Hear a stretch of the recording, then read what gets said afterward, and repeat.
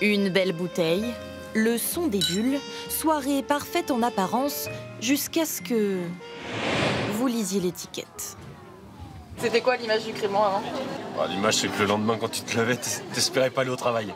Le champagne du pauvre, un peu. Le mousseux qui faisait mal à la tête. Le vilain petit canard des vins pétillants, mais depuis quelques années, le crément s'est métamorphosé.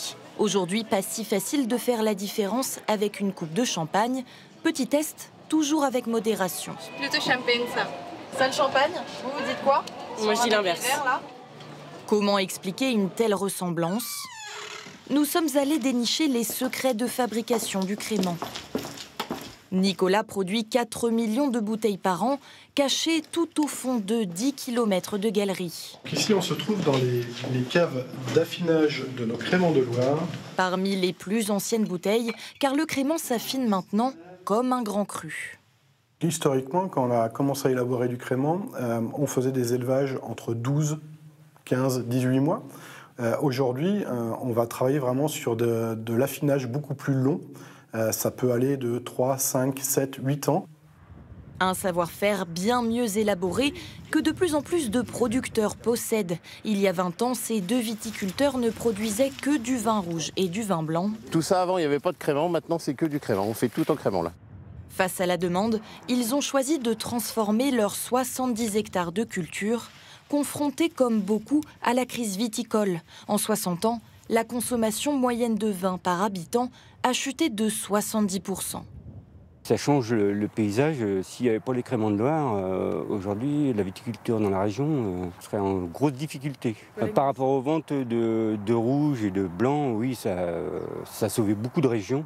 Car contrairement au vin, les ventes de bulles battent des records. Plus de 100 millions de bouteilles vendues en 2022, c'est 3 millions de plus qu'en 2021.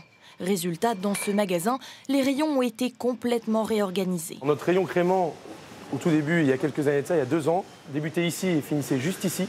Et aujourd'hui, vous voyez, il s'est agrandi et on a gagné 3 ou 4 mètres linéaires et il s'arrête ici. Une offre multipliée par 4 en seulement 3 ans. Et s'il y a bien un critère qui vous séduit... C'est pas le même prix. C'est souvent du simple au double. Un crément à 15 € est très bon. Qu'un champagne à 15 €, c'est pas terrible. En supermarché, comptez en moyenne entre 20 et 40 € pour du champagne, contre 5 à 10 € pour du crément.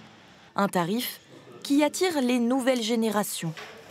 C'est justement ce public que les professionnels cherchent à séduire. On a de la liqueur de pêche, on a une liqueur de plantes et d'épices et du crément de Loire. Cette distillerie propose depuis peu des coffrets cocktails.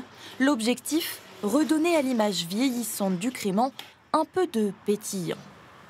Ce qu'on arrive à faire, c'est de toucher en fait des personnes qui ont 25 ans et qui à la base ne buvaient pas forcément de crément. Et qui du coup, en fait, avec les recettes cocktails, ça leur permet de pouvoir découvrir des produits qu'ils ne pensaient pas à la base déguster. Pari réussi, la folie du crément a déjà envahi les réseaux sociaux, plébiscité aux 4 coins du globe. Si la prononciation est encore approximative, les ventes à l'étranger, elles, ont plus que doublé en 5 ans. À tel point que le crément s'est fait une place sur les cartes des restaurants les plus prestigieux. Donc là, on a les créments de Loire qu'on travaille au restaurant Dorico. Inscrit au Goemio, cet établissement gastronomique en a fait sa boisson phare.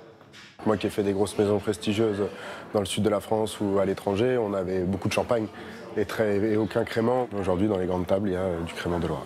Visiblement, en cette fin d'année, le crément n'a pas fini de se faire mousser.